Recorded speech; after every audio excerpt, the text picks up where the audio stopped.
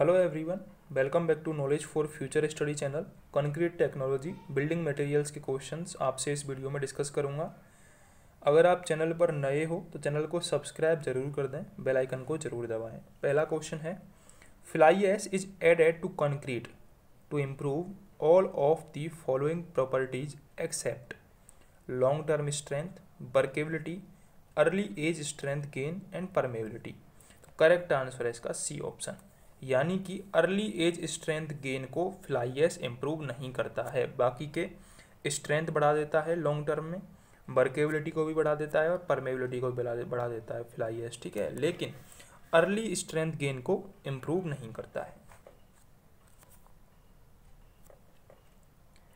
Which of the following tests is not used for measuring the workability of concrete? Workability को find करने के लिए कौन सा टेस्ट हम काम में नहीं लेते हैं, ये हमसे पूछा है।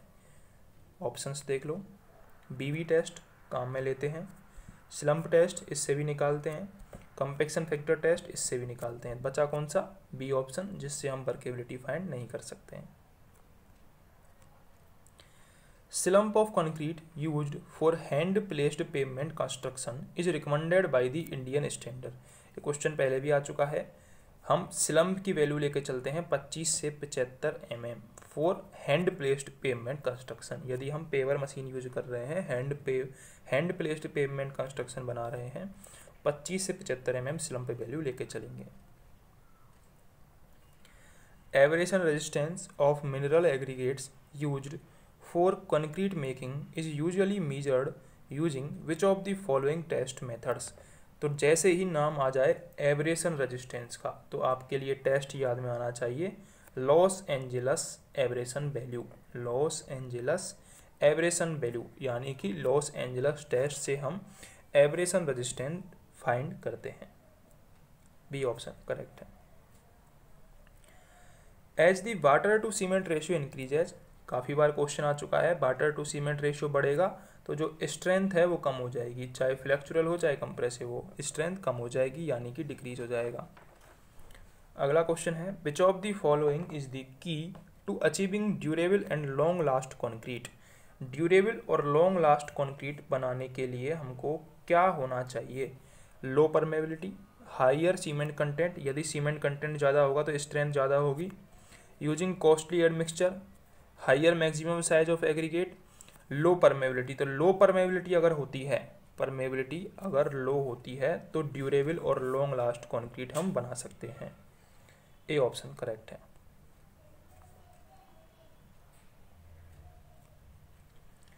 Which of the following parameter does not provide an estimate for workability of concrete. काफ़ी बार आ चुका है, कंपैक्शन फैक्टर, स्लम्प, बीबी टेस्ट, इनसे हम वर्केबिलिटी फाइंड कर सकते हैं। ए ऑप्शन से वर्केबिलिटी फाइंड नहीं कर सकते। कैरेक्टरिस्टिक स्ट्रेंथ कितने दिन के लिए निकालते हैं? 28 दिन के लिए कैरेक्टरिस्टिक स्ट्रेंथ निकालते हैं। सी ऑप्शन इजी है, याद रखना है। In concrete technology the water to cement ratio is measured by, water to cement ratio इसको हम किससे मेजर करते हैं? वेट की सहायता से मेजर करते हैं, ठीक है।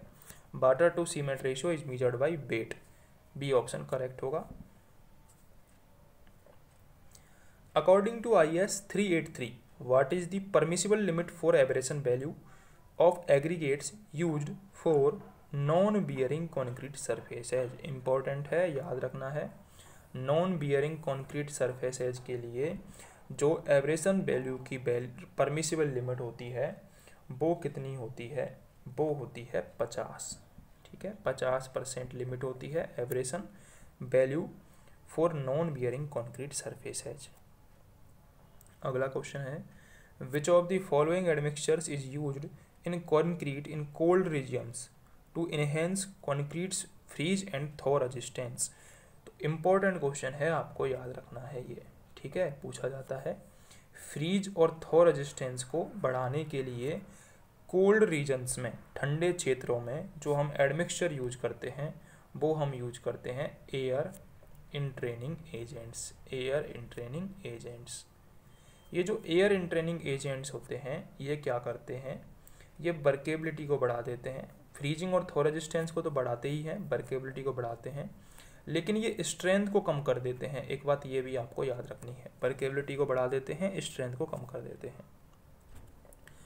अगला क्वेश्चन है, which of the following tests on workability of concrete is most suitable for measuring the workability of roller compacted concrete.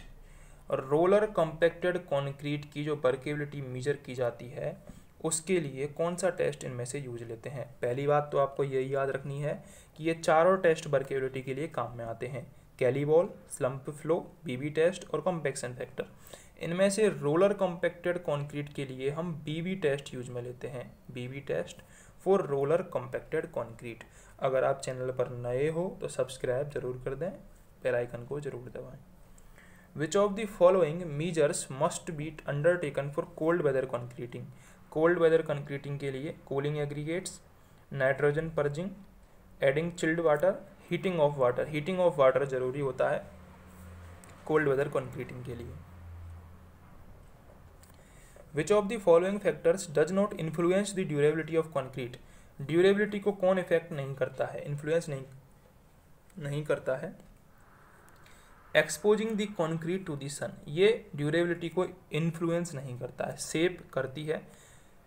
Workmanship ये भी करती है, कवर टू रीबार ये इन्फ्लुएंस करते हैं, लेकिन exposing the concrete to the sun ये influence नहीं करता है ड्यूरेबिलिटी को। Which of the following test estimate the chemical effects of a deleterious action between cement and aggregate. Cement और एग्रीगेट के बीच में जो डिलेटेरियस एक्शन होता है जिससे हम केमिकल इफेक्ट्स पता लगा सकते हैं, वो हम पता लगाते हैं मोर्टार बार टेस्ट की सतह से। इंपॉर्टेंट है क्वेश्चन, मोर्टार बार टेस्ट की सतह से हम chemical effects of a deleterious action between chemical and aggregate पता कर सकते हैं, मोर्टार बार टेस्ट। अगर आप चैनल पर नए हो तो सब्सक्राइब जरूर कर दें, बेल आइकन को जरूर दबाएं।